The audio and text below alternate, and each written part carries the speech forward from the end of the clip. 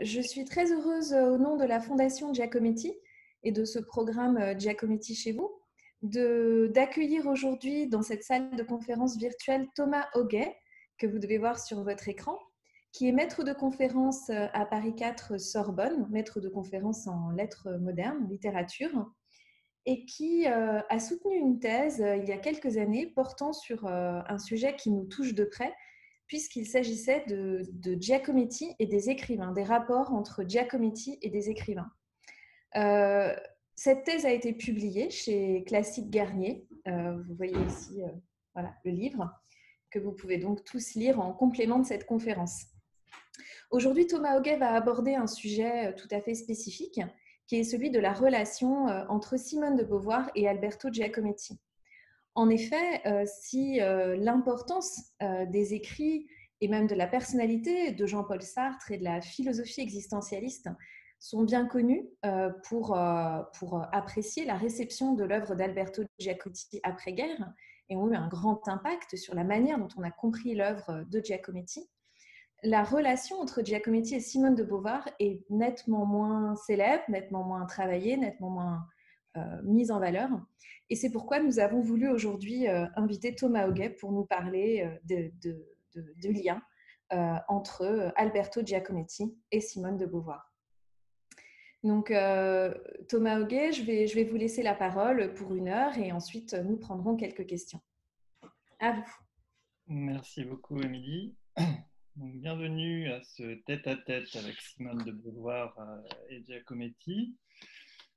Simone de Beauvoir a témoigné de son amitié avec Giacometti dans ses lettres à Nelson Algren et surtout dans ses mémoires, La force de l'âge, publié en 1960, La force des choses en 1963, Tout compte fait en 1972, et enfin dans les entretiens avec Jean-Paul Sartre d'août-septembre 1974, publié dans La cérémonie des adieux, suivi des entretiens avec Jean-Paul Sartre. La présence de Giacometti dans l'œuvre sartrienne est beaucoup plus ramassée. Il y a 2 grands textes très denses, l'un consacré à la sculpture, intitulé La recherche de l'absolu, publié en 1948, complété en 1954 par un autre texte qui aborde la peinture et les dessins, intitulé Les peintures de Giacometti, qui a été publié à l'origine dans la revue Derrière le miroir de la Galerie Mag. À ces 2 textes très denses, Sartre n'ajoutera presque rien, sauf ses réponses à Simone de Beauvoir dans les entretiens de 1974. Il revient une dernière fois vers Giacometti pendant l'hiver 1980, lorsqu'il pose pour le sculpteur Norbert Iborra, à l'occasion d'une médaille que voulait éditer la Monnaie de Paris, et cela s'est terminé par un hommage à Giacometti auquel Sartre devait collaborer en écrivant des textes sur le damier d'un jeu d'échecs où se déplaçaient 2 figures, un fou représentant l'artiste et une proie, une femme araignée dans sa toile, mais ce projet n'a pas abouti et Sartre n'a pas écrit les textes à ce moment-là. Les écrits de Simone de Beauvoir sur Giacometti sont donc postérieurs à ceux de Sartre, puisque La force de l'âge, publié en 1960, c'est 6 ans après le dernier texte de Sartre, celui sur les peintures de 1954, et le dialogue de Beauvoir avec ces 2 textes est constant. Elle reprend pour une part les idées, en ne laissant pas apparaître de divergence entre son interprétation de l'œuvre et celle de Sartre.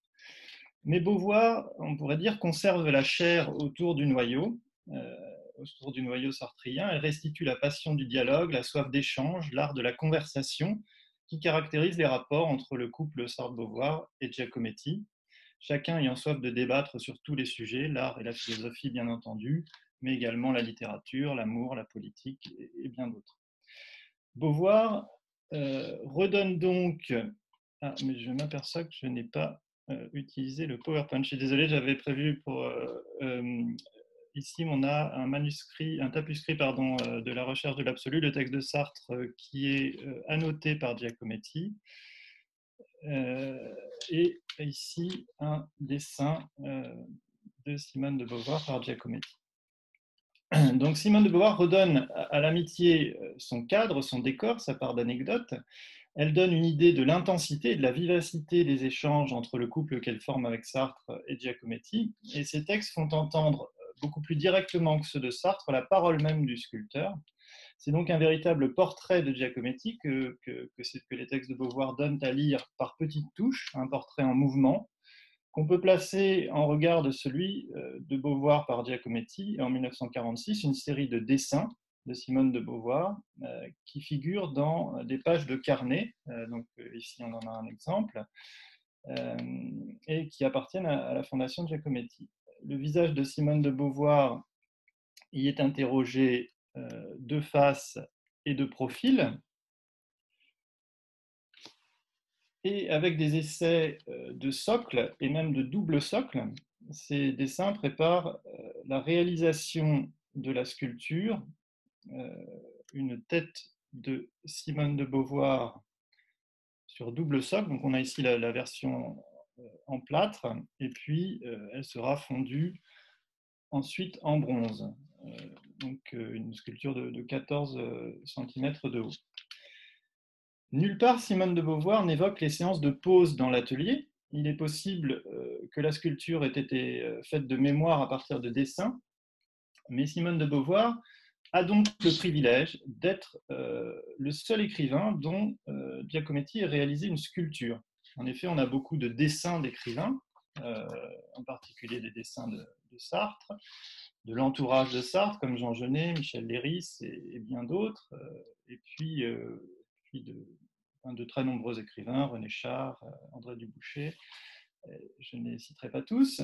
Plus rares sont les écrivains qui ont posé pour des portraits en peinture, pour des peintures de Giacometti. Il n'y a que Jean Genet et Jacques Dupin qui aient eu ce privilège. Jacques Dupin en tant que poète qui travaillait pour la Galerie Mag, qui a posé en 1965 à l'occasion du film de Scheidegger.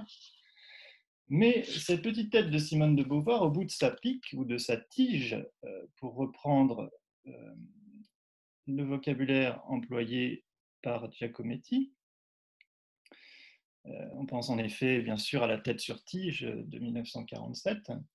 Cette tête réduite à la manière des Givaro dans l'espace dynamisé par le redoublement du socle est un apax dans la relation de Giacometti avec les écrivains. Il n'y a pas d'autre exemple, preuve du lien spécial qui unit Giacometti au Castor. La réduction des têtes est caractéristique du moment de transition de Giacometti vers les grandes sculptures, comme par exemple ce petit buste de Silvio sur double socle des années 42-43, qui est conservé au Bündner Kunstmuseum de Coire en Suisse. Giacometti traverse une période de miniaturisation de sa sculpture pour tenter d'inscrire la figure dans l'espace, avec de nombreuses figurines qui peuvent évoquer, parmi les images qui reviennent souvent, l'image du paratonnerre. L'histoire veut que Giacometti, qui s'est acharné durant tout son séjour à Genève sur ses énigmatiques productions, soit monté dans le train qui le ramenait à Paris, donc à la fin de la guerre, avec l'ensemble de son travail rangé dans une boîte d'allumettes, si on se fie notamment au témoignage d'Albert Schira, l'éditeur de la revue Labyrinthe. Alberto était un peu nerveux, il n'a jamais beaucoup aimé les voyages. C'était pour lui une véritable expédition de prendre le train. Je lui demandai comment il s'était organisé pour faire transporter ses sculptures. Il me répondit « Mais je les ai avec moi. Elles étaient contenues dans une boîte d'allumettes d'un format un peu plus grand que les boîtes ordinaires. » Donc on peut avoir une idée de cela, notamment dans les photographies de l'atelier qui paraissent dans les cahiers d'art en 1946, avec certaines légendes indiquant hauteur sur socle 2 cm. Simone de Beauvoir est un témoin privilégié de cette période, et en 1941, elle demande à son amie Lise, c'est-à-dire Nathalie Sorokin, qui est nommée Lise dans les mémoires, donc Lise qui lui avait présenté Giacometti, elle lui demande ce qu'elle pensait donc Beauvoir demande à Lise ce qu'elle pense des œuvres de Giacometti, et Lise répond mystifiée, je cite « Je ne sais pas, c'est tellement petit ». Sartre évoque l'image de la tête de Givaro lorsqu'il aborde en particulier la technique du dessin de Giacometti. Je cite un extrait de son texte « Les peintures de Giacometti ».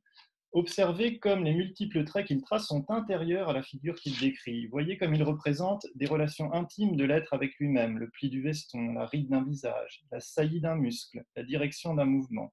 Toutes ces lignes sont centripètes, elles visent à resserrer, elles obligent l'œil à les suivre et le ramènent toujours au centre de la figure. On croirait que le visage se rétracte sous l'effet d'une puissance astringente. Dans quelques minutes, il sera gros comme un poing, comme une tête de Givaro. Cependant, la limite du corps n'est marquée nulle part. Je ne sais plus où commence le vide et où finit le corps. On a vu en peinture des têtes suspendues dans le vide, ici Gustave Moreau, mais c'était au prix d'un arsenal mythologico-religieux dont Giacometti s'est dépouillé, même si, par exemple, cette peinture d'Annette de 58 peut encore évoquer ce type de tête suspendue dans le vide. Le souvenir de la lecture de documents, cette revue de Georges Bataille et Michel Léris, où a été publié le premier texte sur Giacometti, le texte de Michel Léris en 1929, et qui est une revue qui s'intéressait notamment beaucoup à l'ethnologie et dont Giacometti possédait tous les numéros et à partir desquels il a fait de nombreux dessins. Donc on peut voilà, trouver des exemples de têtes et de crânes dont il a pu s'inspirer. Je renvoie notamment pour ce qui est de la question du rapport entre le cube et le visage, comme ici dans cette statue égyptienne, bien sûr au livre de Georges Didier Huberman sur la question, à partir de la sculpture de 1933, le cube. Certes, ce souvenir est présent, mais il s'efface devant la nudité, pour ce qui concerne Simone de Beauvoir, d'un élan vers l'existence, mélange d'abîme et d'absolu, dont Beauvoir et Sartre tentent l'approche philosophiquement. La tige, pourrait-on dire, c'est le rien de la sculpture, cet alpha dont surgit l'oméga de la tête, ce vide où, prenant appui sur le premier creusement du deuxième socle, elle puise sa force, comme la montagne surgit du blanc du papier dans les dernières aquarelles de Cézanne. Ou encore, comme les têtes dessinées par Giacometti absorbent, boivent et restituent la blancheur qui les polarise, les met en tension. Et il n'est pas anodin que la coiffure de la philosophe ou son bandeau lui confère ce port de reine et puisse rappeler l'auréole des saints de la tradition religieuse, ou encore, par exemple, ici on a une copie à partir de la sculpture égyptienne. Cette tête est nimbée, comme celles qui plastiquement séduisent Giacometti. On peut par exemple avoir en tête la tiare de la femme debout de 1948, et on retrouve également de tels effets dans les portraits tardifs de Caroline, par exemple celui-ci de 1962. C'est une reine. Donc, lorsqu'on contemple cette sculpture de Simone de Beauvoir, on voit donc une reine, et comme telle, quelque peu décapitée, mais d'autant plus vivante et régnante, reine d'un charnier de plâtre, pour reprendre l'expression de Georges Limbourg, qui visite l'atelier à peu près au même moment que Beauvoir, dans ces années où l'Europe est en ruine. Simone de Beauvoir, comme Sartre, ne voyait Giacometti pendant toute la durée de leur relation, la plupart du temps qu'au café ou au restaurant. Dans les entretiens avec Jean-Paul Sartre de 1974, elle précise, donc Sartre et Beauvoir précisent qu'ils voyaient le sculpteur pratiquement toujours ensemble, et avec Annette, qui semble avoir eu une relation privilégiée avec Simone de Beauvoir, se confiant volontiers à elle. Beauvoir la rencontre en 1946 à Genève lors d'une tournée de conférences devant des étudiants, et elle en esquisse un rapide portrait où elle lui attribue la même avidité face à la vie que Giacometti. Je cite Simone de Beauvoir: « Cette nuit-là et la suivante, nous sommes sortis avec Skira et Annette, une toute jeune fille qui intéressait vivement Giacometti. Elle nous plaisait. Je trouvais que sur beaucoup de points, elle ressemblait à Lise. Elle en avait le rationalisme bourru, la hardiesse, l'avidité, Ses yeux dévoraient le monde, elle ne voulait rien laisser perdre, elle aimait la violence et elle riait de tout. Du fait de ses rencontres dans les cafés et restaurants, Beauvoir n'a rien écrit sur l'atelier de Giacometti dans ses mémoires. Il faut se reporter à sa correspondance pour en avoir une description vive et amusée, dans une lettre datée du mercredi 5 novembre 1947, lorsque pour la première fois, elle franchit le seuil de l'atelier. Ce qui confirme d'ailleurs que la sculpture de 46 est probablement exécutée de mémoire. Beauvoir ne résiste pas au plaisir de divertir Nelson Algren, forçant le trait avec humour par la description du cadre de vie et de travail de son ami. Elle écrit donc à Nelson Algren: « Ça y est, il est arrivé quelque chose pour célébrer la découverte de l'atelier, tant ce qu'elle a vu, je cite, l'a profondément impressionné. » Je cite un fragment de cette lettre. « Hier, j'ai visité sa maison, elle est à faire peur. Dans un charmant petit jardin oublié, il a un atelier submergé de plâtre et il vit à côté dans une sorte de hangar vaste et froid, dépourvu de meubles comme de provisions, des murs nus et un plafond. Comme il y a des trous dans le plafond, il a disposé sur le plancher pour recueillir la pluie des pots et des boîtes, eux-mêmes percés. Il s'acharne des 15 heures de suite, surtout la nuit, et ne sort jamais sans que ses vêtements, sa main et sa riche et crasseuse chevelure ne soient couverts de plâtre. Le froid, ses mains gelées, il s'en fiche, il travaille. J'admire sa très jeune femme d'accepter cette vie. Après sa journée de secrétaire, elle trouve au retour ce logis désespérant et n'a pas de manteau d'hiver et porte des chaussures usées. » Dans le premier volume des mémoires, dans le volume des mémoires intitulé La force de l'âge, donc en 1960, on a la première trace d'une rencontre de Giacometti avec Simone de Beauvoir qu'elle situe au Dôme en 1936. Mais donc Simone de Beauvoir, à cette occasion, croise Giacometti, mais ne fait pas sa connaissance.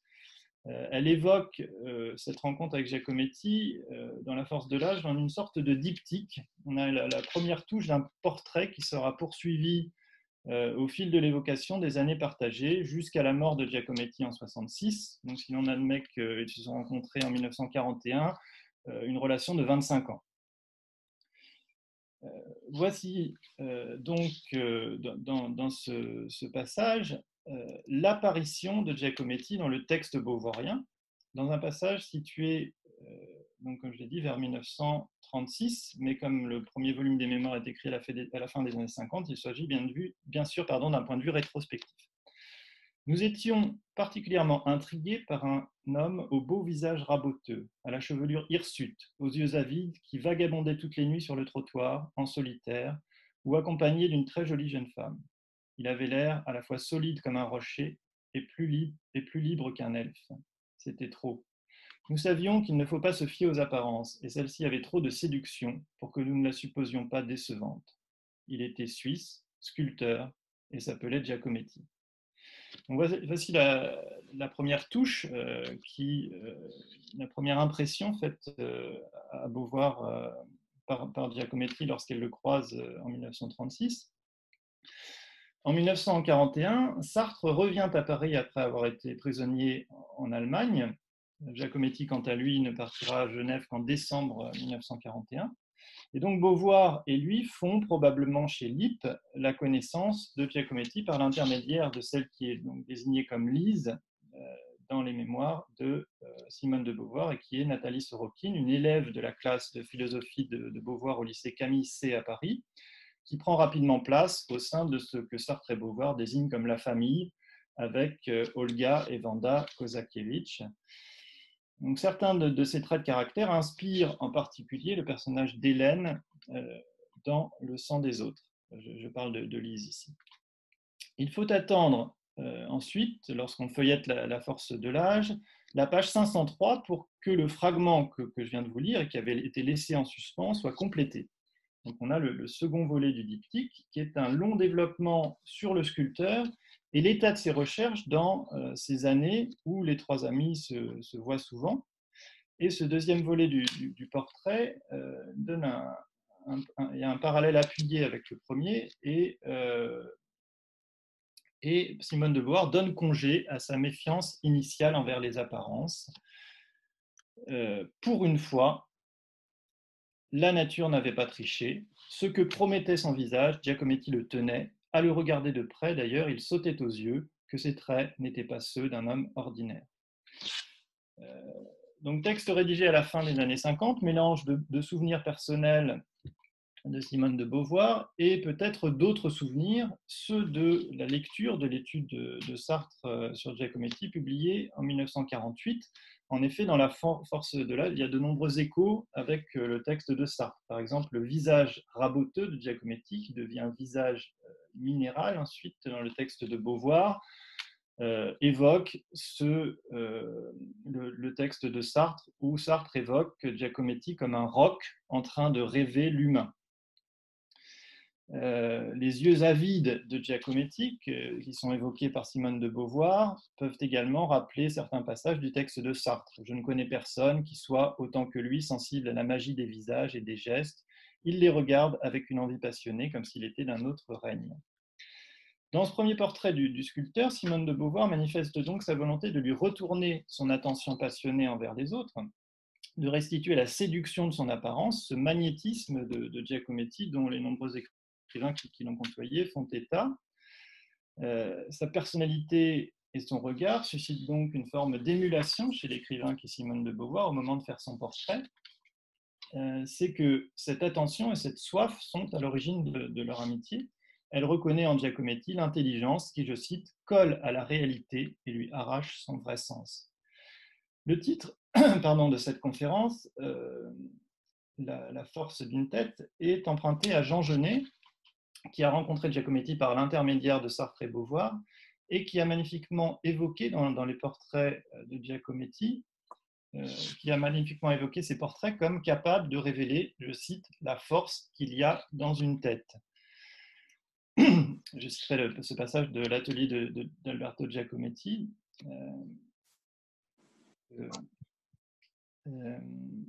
Dans l'atelier où je ne peux prendre que peu de distance, le portrait m'apparaît d'abord comme un enchevêtrement de lignes courbes. Mais j'ai l'idée de sortir le tableau dans la cour. Oui, je rappelle que Jean Genet donc, a posé pour un tableau a posé pour 3 portraits de Giacometti, dont celui de 1955 qui est au musée d'art moderne que je mets ici dans le diaporama. Mais j'ai l'idée de sortir le tableau dans la cour, le résultat est effrayant. À mesure que je m'éloigne, le visage avec tout son modelé m'apparaît, s'impose, selon un phénomène déjà décrit et propre aux figures de Giacometti. Vient à ma rencontre et devient d'une présence, d'une réalité, d'un relief terrible. Si je considère mieux la toile, relief convient mal. Il s'agit plutôt d'une dureté infracassable qu'a obtenue la figure. Elle aurait un poids moléculaire extrêmement grand. Elle ne s'est pas mise à vivre à la façon de certaines figures dont on dit qu'elles sont vivantes parce qu'elles sont saisies dans un moment particulier de leur mouvement, parce qu'elles sont signalées par un accident qui n'appartiendrait qu'à leur histoire. C'est presque le contraire. Les visages peints par Giacometti semblent avoir accumulé à ce point toute vie, qu'il ne leur reste plus une seconde à vivre, plus un geste à faire. Et, non qu'elles viennent de mourir, qu'elles connaissent enfin la mort, car trop de vie est tassée en elles. Vu à 20 mètres, chaque portrait est une petite masse de vie, dure comme un galet, bourrée comme un œuf, qui pourrait sans effort nourrir 100 autres portraits. Simone de Beauvoir, qui a donc été en 1946 le seul écrivain dont Giacometti est entrepris de sculpter et de réduire la tête, n'évoque pas directement cette expérience ni sa réaction en découvrant la sculpture, mais dans La force de l'âge, apparaît manifeste qu'elle tente d'y répondre à sa manière par ce double portrait, de même que Giacometti n'a cessé de varier les approches de ses modèles, comme dans ses carnets de dessin où Beauvoir de face tient tête à Beauvoir de profil. Le terme clé de ce portrait de Giacometti par Beauvoir est celui de curiosité. Je cite, « Tout l'intéressait. La curiosité était la forme que prenait son amour passionné pour la vie. Quand il avait été renversé par une auto, il avait pensé avec une sorte d'amusement. Est-ce ainsi qu'on... La mort était à ses yeux une expérience vivante. Pendant son séjour à l'hôpital, chaque minute lui avait apporté quelques révélations inattendues. C'était presque à regret qu'il en était sorti. Cette avidité m'allait droit au cœur. » Donc Giacometti, pour Simone de Beauvoir, c'est un regard, mais c'est aussi une parole. Giacometti, dans le portrait qu'elle en trace, semble concurrencer les écrivains sur leur propre terrain, son maniement aisé de la parole va de pair avec une grande faculté d'écoute, comme cela transparaît dans de nombreux passages des mémoires, où Giacometti apparaît dans l'intimité comme un confident privilégié de Simone de Beauvoir. Simone de Beauvoir écrit « Giacometti se servait de la parole avec maîtrise pour modeler ses personnages, des décors, pour les animer.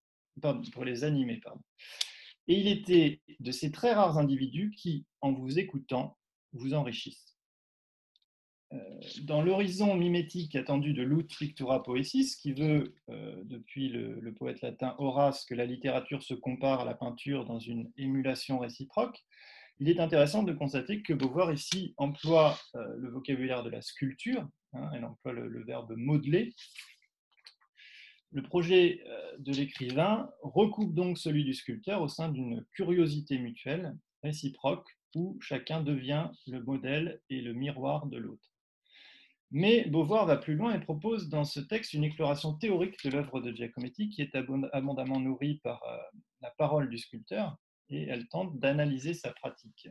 Le lecteur comprend alors que la question du visage, qui sert de fil conducteur à Simone de Beauvoir dans l'écriture de ses premiers souvenirs relatifs à Giacometti, est au cœur de ce texte parce qu'elle est au cœur de l'œuvre de Giacometti. L'opposition topique entre apparence et réalité, la première impression de Giacometti qu'elle redoutait d'être trompeuse, et puis la seconde, la rencontre véritable où elle s'aperçoit que ce que promettait son visage, Giacometti le tient.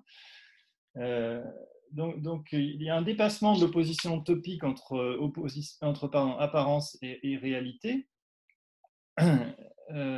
dans ce portrait qui semble s'inspirer de la physiognomonie chère à Balzac, dans laquelle les traits du visage deviennent révélateurs d'une intériorité, d'une personnalité. Nous comprenons donc que si Beauvoir a pris la peine de restituer cette traversée des apparences qui guide le passage du premier au deuxième volet de son diptyque, de la première impression laissée par Giacometti à cette intériorité révélée par la parole et par l'œuvre, c'est pour montrer que celui que Michel Leiris qualifie de rocher, le monolithe Giacometti, est placé sous le signe de l'unité, cette unité qui est au centre de sa quête artistique, puisqu'il se donne pour tâche de sauvegarder les visages de leur dispersion.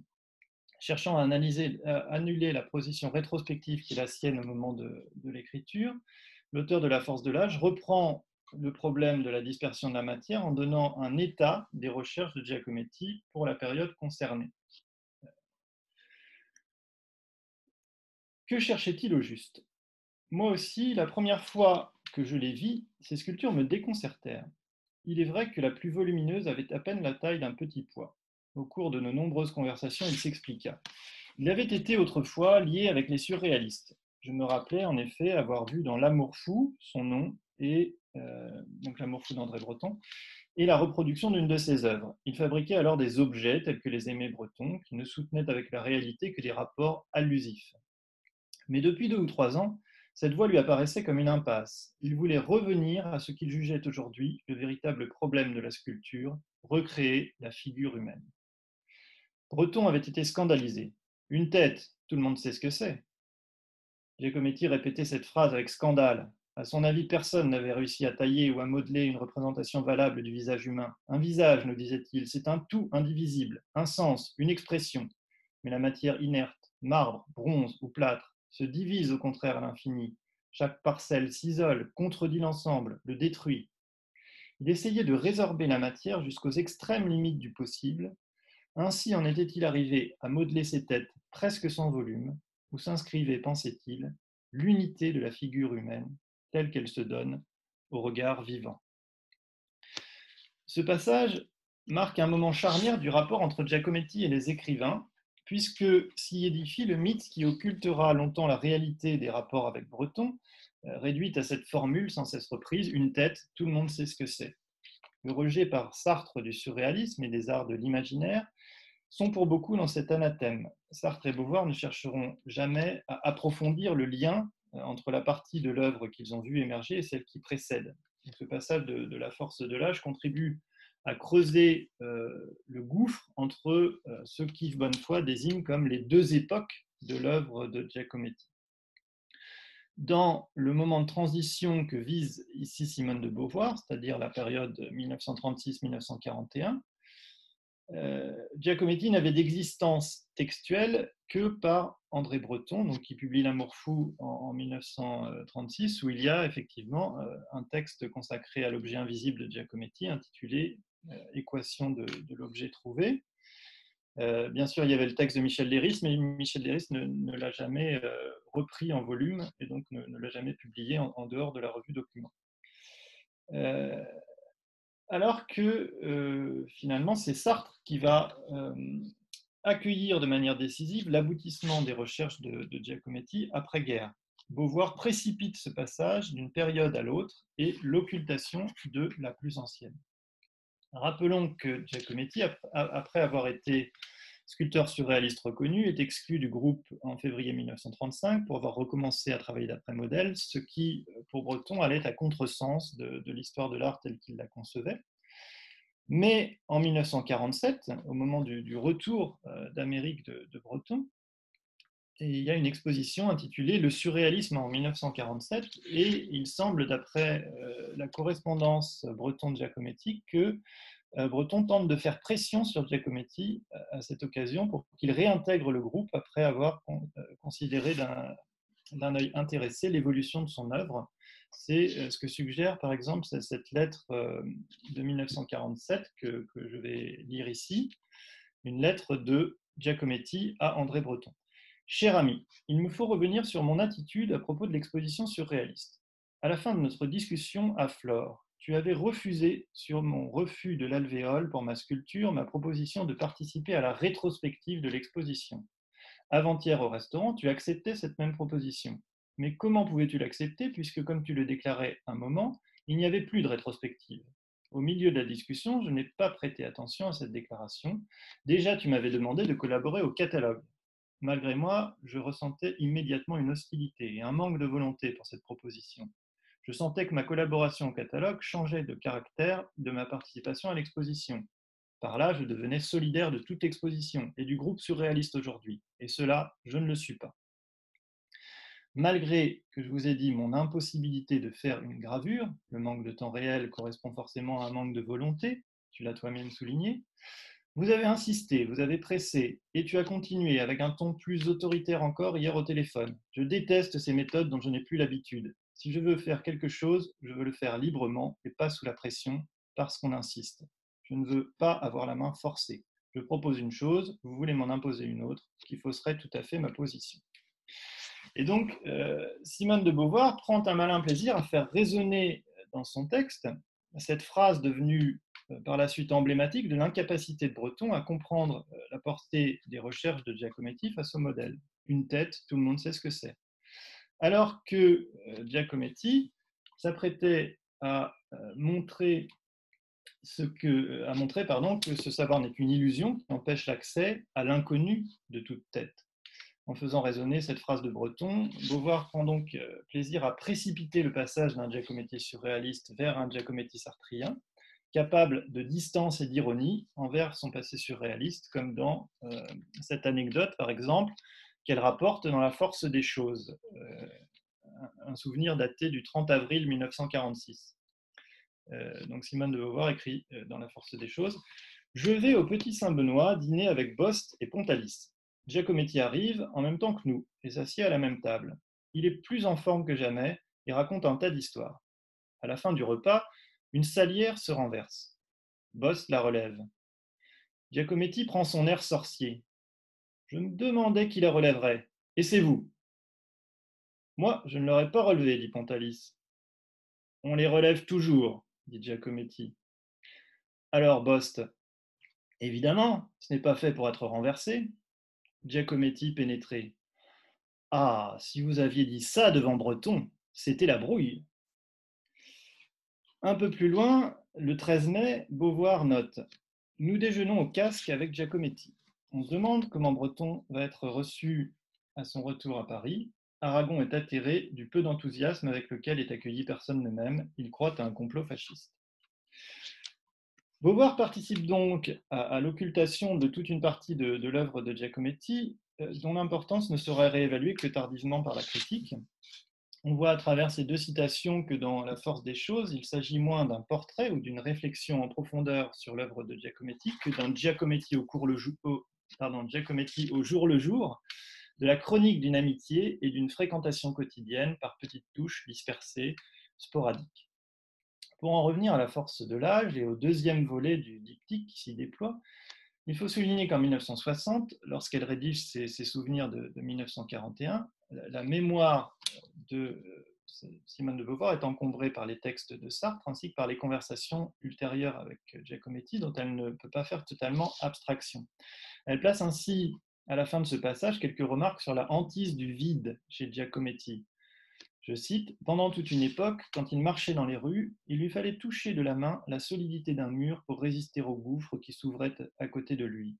À un autre moment, il lui semblait que rien n'avait de poids. Sur les avenues, sur les places, les passants flottaient. » Lorsqu'il rapporte de telles sensations à Pierre Schneider en 1961, Giacometti ne les situe qu'en 1945, lors de la scission que révéla dans sa vision de la réalité une séance de cinéma. Il y a donc un certain brouillage de la chronologie dans ces souvenirs de Simone de Beauvoir qui les rédige après coup. Les rencontres entre Giacometti et le couple Sartre-Beauvoir sont interrompues de décembre 1941 à septembre 1945 par le départ de Giacometti qui passe la guerre en Suisse. Et à Genève, on le voit lire notamment Le chef-d'œuvre inconnu et des romans de Faulkner, lectures qui, sans doute, ne sont pas étrangères à ces discussions avec Sartre et Beauvoir de 1941. En 1946, en plus du buste de Simone de Beauvoir, des portraits de Sartre et des portraits de Balzac, un exemple ici, sont dessinés par Giacometti et il préfigure le titre balzacien donné par Sartre à son texte de 1948, La recherche de l'absolu. Si le chef-d'œuvre inconnu est l'ouvrage de Balzac qui est le plus compté pour Giacometti dans l'élaboration de sa réflexion sur son art, c'est un autre titre d'ouvrage qui, à partir de 1948, sera accolé à son nom. Entre le 19 janvier et le 14 février 1948 a lieu en effet à New York la première exposition personnelle de Giacometti depuis 15 ans. On y découvre pour la première fois ces grandes œuvres de l'intense période de création qui a suivi son retour à Paris. Le catalogue de l'exposition contient la fameuse lettre à Pierre Matisse où Giacometti retrace le parcours qu'il a mené aux figures longilines qui feront sa célébrité.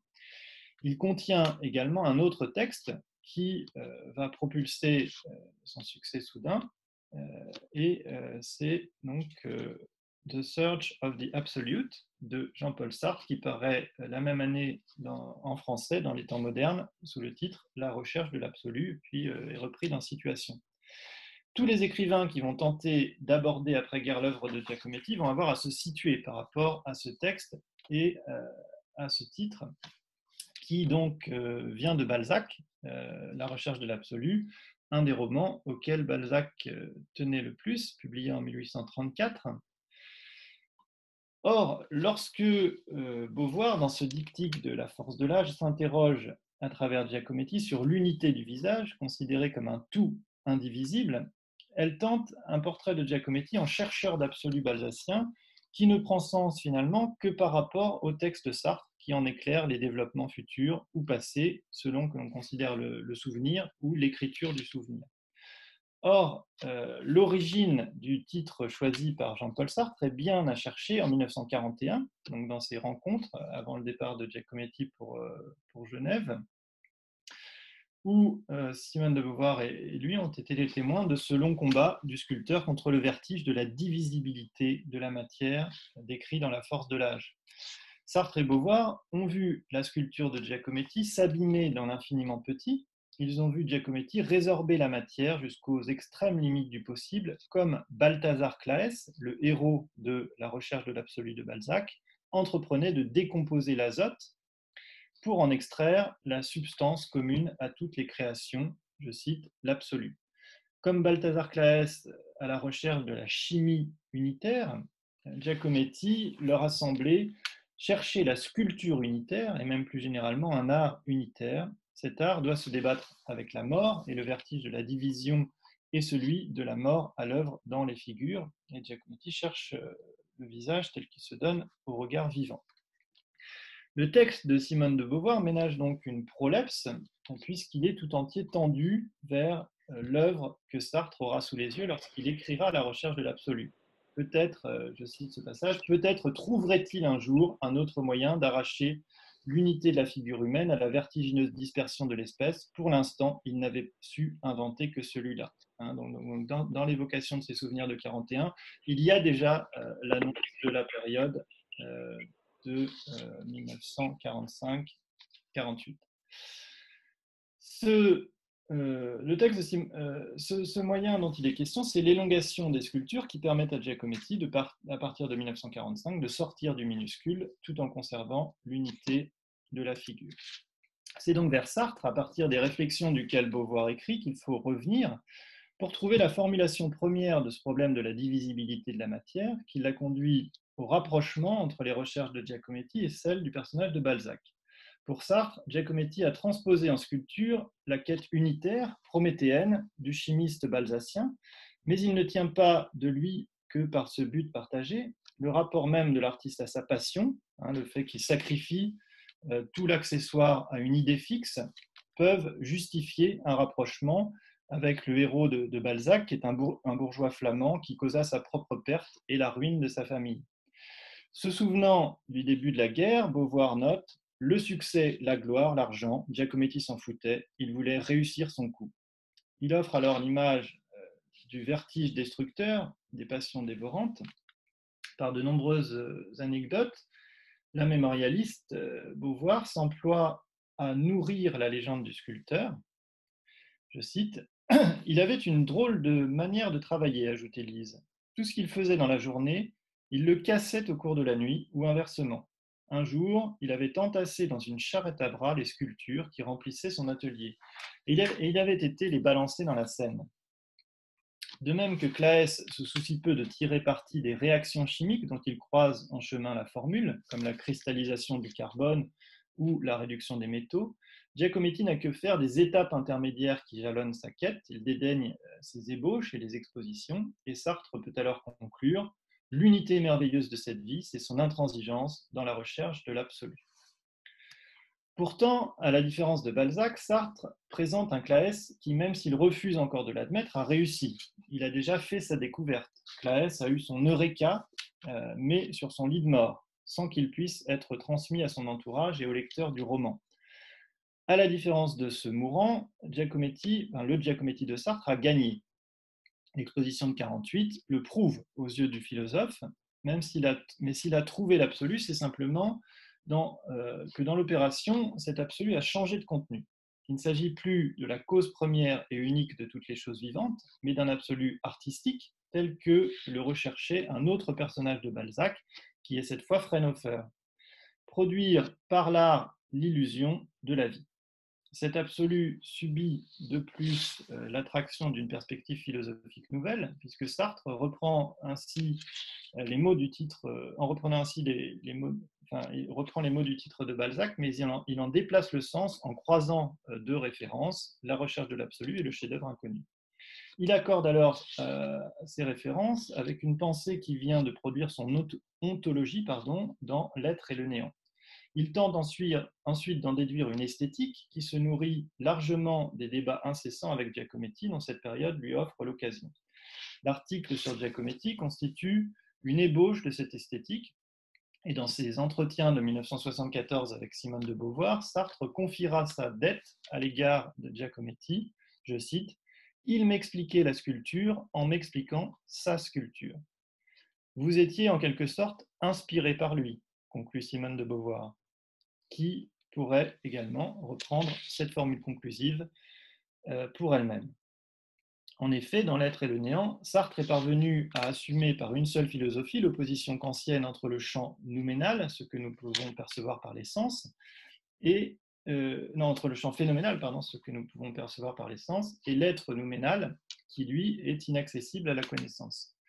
Dans l'ontologie phénoménologique sartrienne, le phénomène n'est plus un masque derrière lequel l'être serait dissimulé, il impose son être en tant que masque ou apparence, il n'y a pas d'être qui ne soit une manière d'être et qu'on ne saisisse à travers la manière d'être qui le manifeste et le voile en même temps, écrit Sartre. Si Sartre se tourne vers Giacometti, c'est parce qu'il a choisi, selon lui, de sculpter l'apparence située et non plus l'être. En se plongeant dans le relatif par le travail d'après-modèle, c'est-à-dire par l'étude de la forme extérieure des êtres, le sculpteur semble avoir trouvé le chemin de l'absolu. Avant lui, écrit Sartre, on croyait sculpter de l'être, et cet absolu s'effondrait en une infinité d'apparences. Il a choisi de sculpter l'apparence située, et il s'est révélé que par elle, on atteignait à l'absolu. Vous parliez beaucoup avec Giacometti, dira plus tard Simone de Beauvoir à Sartre. Et il y avait dans sa manière de comprendre la sculpture quelque chose qui allait avec vos propres théories sur la perception et l'imaginaire. Oui, répondra Sartre, on se comprenait. Le don que fait Sartre à Giacometti de ce titre, La recherche de l'absolu, n'est pas mince, puisque c'est en ces termes que Sartre lui-même avait envisagé dans les carnets de la drôle de guerre de désigner son propre projet philosophico-littéraire, celui qu'il avait mené jusque-là, donc il envisageait de désigner par ce titre La recherche de l'absolu. Ces carnets datent de novembre-décembre 1939. Sartre, alors, est soldat en Alsace, et à son retour à Paris, Sartre rencontre Giacometti et prend connaissance de son travail avant son départ pour Genève. C'est alors qu'il fut, rapporte Simone de Beauvoir, particulièrement touché par les recherches de Giacometti en quête d'unité face à l'inexorable dispersion de la matière. Il pouvait y reconnaître son propre effort depuis sa jeunesse pour, je cite, comprendre le réel dans sa vérité synthétique. Beauvoir prend acte d'une affinité profonde entre les deux hommes qui tient à leur capacité commune à se livrer entièrement à leur quête d'absolu, à leur absorption totale par une idée fixe, selon le mot de Cézanne. Ils avaient tout misé, écrit Beauvoir, l'un sur la littérature, l'autre sur l'art, impossible de décider lequel était le plus maniaque. Donc voici pour le regard porté par Beauvoir sur la relation Sartre-Giacometti. Mais dans cette période de la guerre, donc entre décembre 41 et septembre 45, où elle ne voit pas Giacometti, le sculpteur accompagne pourtant Simone de Beauvoir d'une manière qu'il est important de signaler, puisque Giacometti intègre l'œuvre de la romancière Beauvoir en devenant l'un des pilotis au sens stendhalien, c'est-à-dire le modèle à partir duquel un romancier va construire son personnage. Donc l'un des pilotis du personnage de Marcel dans Le sang des autres, un roman publié en 1945. C'est important de développer ce point puisque c'est l'un des deux seuls exemples d'un Giacometti romancé, d'un Giacometti personnage de roman. Le deuxième exemple étant celui de Jean-Blaise Mercadier dans Les communistes d'Aragon, publié en 1949. Une question a en effet particulièrement retenu l'attention de Simone de Beauvoir dans son dialogue avec Giacometti, c'est la question du rapport entre l'œuvre d'art et l'objet. Pour Giacometti, l'œuvre d'art réellement vivante doit approfondir ce qui la distingue de l'objet. En effet, Giacometti a quitté le mouvement surréaliste lorsqu'il s'est aperçu qu'il travaillait à des objets d'art pour le décorateur Jean-Michel Franck, de la même manière qu'à ses sculptures surréalistes. On peut lire par exemple un extrait de l'entretien avec André Parinaud. J'avais accepté pour vivre de faire des objets utilitaires anonymes pour un décorateur de l'époque, Jean-Michel Franck. C'était de loin le meilleur décorateur de l'époque et je l'aimais beaucoup. J'avais donc accepté de faire ces objets anonymes. À l'époque, c'était plutôt mal vu. C'était considéré comme une espèce de déchéance. J'ai cependant essayé de faire le mieux possible, des vases par exemple, et je me suis rendu compte que je travaillais un vase exactement comme les sculptures et qu'il n'y avait aucune différence entre ce que j'appelais une sculpture et ce qui était un objet, un vase. Or, dans mes intentions, la sculpture était autre chose que l'objet. C'était donc un échec. J'étais passé à côté du mystère. Mon travail n'était pas une création, il n'était pas différent de celui du menuisier qui construit une table. Beauvoir aborde cette question dans son deuxième roman, Le sang des autres, qu'elle écrit à partir de l'automne 1941 et qu'elle rédige entièrement sous l'occupation. Il s'agit d'un roman de la Résistance publié en septembre 1945 qui devient rapidement, à la suite d'un article de Maurice Blanchot intitulé Les romans de Sartre, l'exemple type de ce qu'on appelle le roman à thèse. Et d'ailleurs, Beauvoir désavoue ce roman pour cette raison dans La force de l'âge. L'impasse d'un art coupé du réel, animé par la même exigence d'absolu que le Giacometti de Sartre, mais dans une direction contraire, est incarnée dans Le sang des autres par le personnage de Marcel, dont la démarche a la radicalité de celle de Marcel Duchamp, d'ailleurs le prénom n'est pas anodin, tel que Giacometti la présentait à Simone de Beauvoir au cours de leur conversation de 1941. Je cite Simone de Beauvoir, donc relayant ce que lui dit Giacometti. D'abord, Marcel Duchamp avait peint des tableaux. Mais un tableau n'existe que par le regard qui l'anime. Duchamp voulait que ses créations tiennent debout sans aucun secours. Il s'était mis à copier avec du marbre des morceaux de sucre. Ces simulacres ne l'avaient pas satisfait. Il avait façonné des objets usuels, tout à fait réels, entre autres un échiquier. Puis il se contenta d'acheter des assiettes ou des verres et de les signer. Il finit par se croiser les bras. À travers ce personnage, Beauvoir s'inspire tout autant de Duchamp vu par Giacometti que de Giacometti lui-même. Dans le chapitre 3 du Sang des autres, Marcel a, lui aussi, cessé de peindre ces images qui réclamaient pour vivre la complaisance d'un regard étranger. Il taille le bois, modèle la glaise et travaille le marbre, satisfait de voir son œuvre tenir debout toute seule. On pouvait tourner autour, ça ne semblait rien avoir à envier à une chaise, à une table. Cette satisfaction est pourtant de courte durée. Mais le visage, où est le visage ? Demande-t-il avec fureur. Comme Giacometti, à l'époque où Beauvoir le rencontre, Marcel prend le risque par son intransigeance d'apparaître comme un raté. L'expression est dans le roman. Tous les deux vont jusqu'à mettre leurs œuvres dans une charrette à bras pour les balancer dans la Seine. Cette anecdote, donc, nous l'avons vu tout à l'heure, c'est cette anecdote que Beauvoir tenait de Lise, de Nathalie Sorokin, et donc elle va s'en servir pour l'écriture de son roman. Marcel vend son atelier dans Le sang des autres et il finit par ne plus rien faire à part jouer comme Duchamp aux échecs qui représentent pour lui la création pure. Dans ce passage du roman, le personnage connaît alors une métamorphose qui ne s'inspire plus de l'évolution artistique de Marcel Duchamp, mais de celle de Giacometti lui-même, dont Marcel partage la hantise du vide. Il s'asseyait le dos au mur. J'ai horreur de sentir le vide derrière moi, disait-il. L'expérience du camp de prisonniers au début de la guerre est pour lui, comme pour Sartre, car il y a un peu de Sartre aussi dans ce personnage, est pour lui déterminante. Alors qu'avant-guerre, il aspirait à vivre dans un monde d'objets et ne supportait le contact d'un corps que s'il arrivait à le voir absolument comme une chose, il avoue, après son évasion, qu'ayant misé sur l'inhumain, il a perdu. L'admiration sincère des autres prisonniers du camp pour les fresques qu'il réalise pour eux bouleverse ses idées sur la peinture. Ce sont les autres qui font exister le tableau, mais le peintre les force à le faire exister. Je viole leur liberté, je la viole en la laissant libre, c'est bien plus intéressant que de fabriquer des objets. Le problème ne se pose pas en ces termes pour Giacometti, qui a toujours eu besoin des autres dans son art comme dans sa vie, et dont les objets à fonctionnement symbolique, dans sa période surréaliste, faisaient déjà appel au désir et aux hantises du spectateur. On songe par exemple à La boule suspendue de 1930 ou à Pointe à l'œil de 1931. Le rapport au modèle, essentiel pour Giacometti, n'est pas abordé à travers le personnage de Marcel. Néanmoins, ce rapport repose bien sur la question du regard.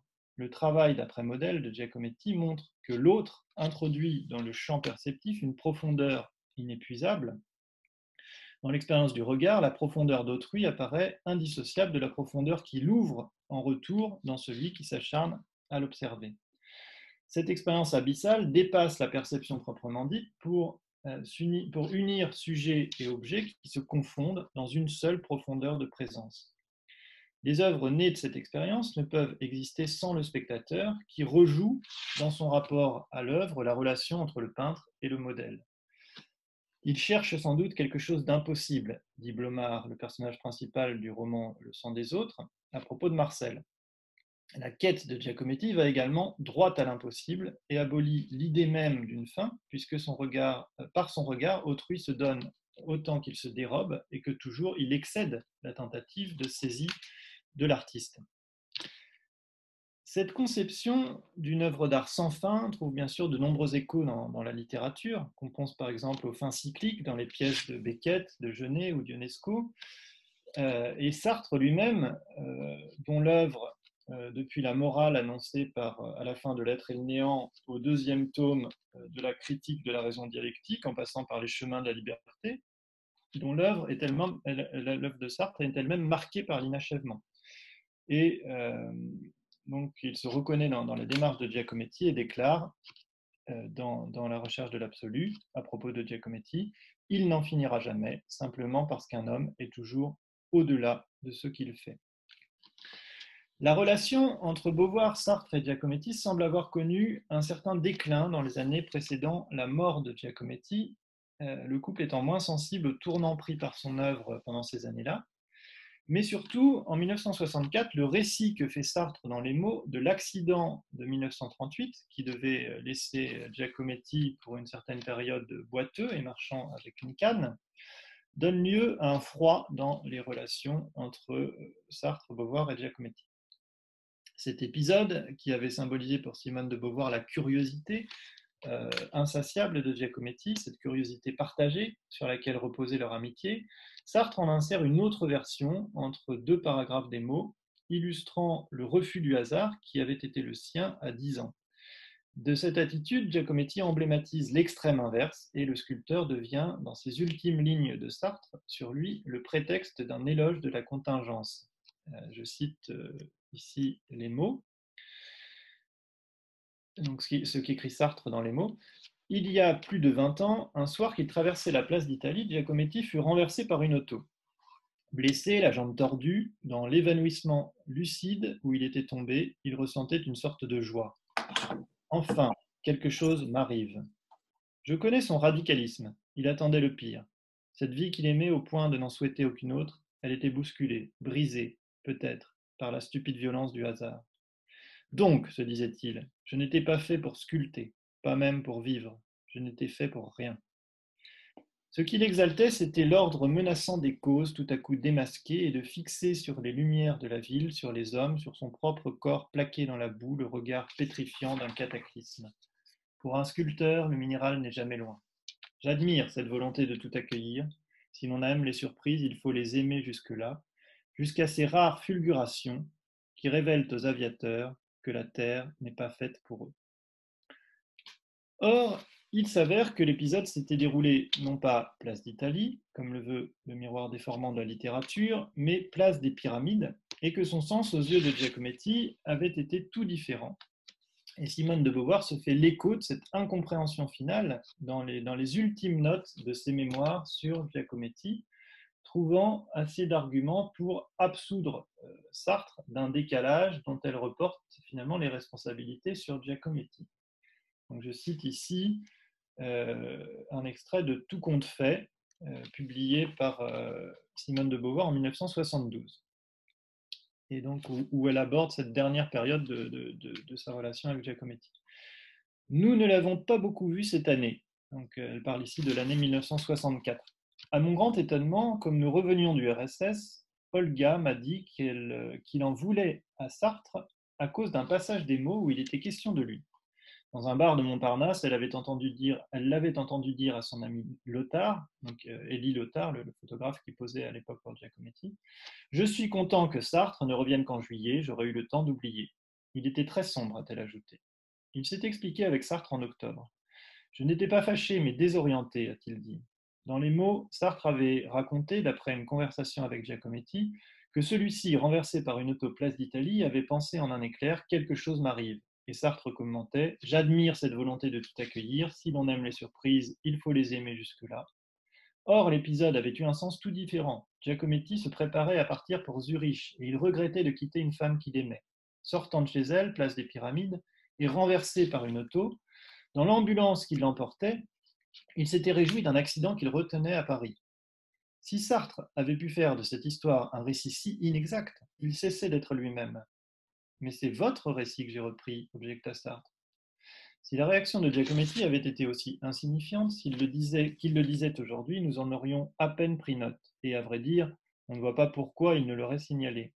Le décalage entre les deux versions venait évidemment de lui, mais nous n'avons pas réussi à nous l'expliquer. De toute façon, il nous a paru surprenant qu'il ait pris cette affaire tellement à cœur. C'est alors vers la grande préoccupation du Giacometti de cette époque que Simone de Beauvoir décrit comme envahi par ses obsessions et ses souvenirs, que donc Simone de Beauvoir, qui se fait l'avocate de Sartre, reporte l'origine d'un malentendu dont elle minimise l'importance. Mais elle admet que du fait de cet égarement, dans les dernières années, je cite, « nous l'avions déjà perdu ». Sartre aura donc délégué sa réponse à Simone de Beauvoir. Quant à Giacometti, il laissera finalement tomber la sienne. Pour Sartre, laisser tomber la réponse, ça ne vaut pas la peine. Parler avec lui, mal écrit, mal pensé, écrit Giacometti dans un de ses carnets de cette époque. Sartre admettra plus tard, après son Flaubert, Giacometti était quelqu'un de beaucoup plus complexe que ce que j'en ai dit. Dans les entretiens, il conclut brièvement en rapportant cet épisode à sa conception de l'amitié, admettant implicitement qu'avec Giacometti, cette chose était alors morte. Donc je reviens au dialogue de 1974 entre Simone de Beauvoir et Jean-Paul Sartre. Simone de Beauvoir. Peut-être le plus proche, c'était Giacometti. Lui, il n'y a jamais eu de brouille. Sartre.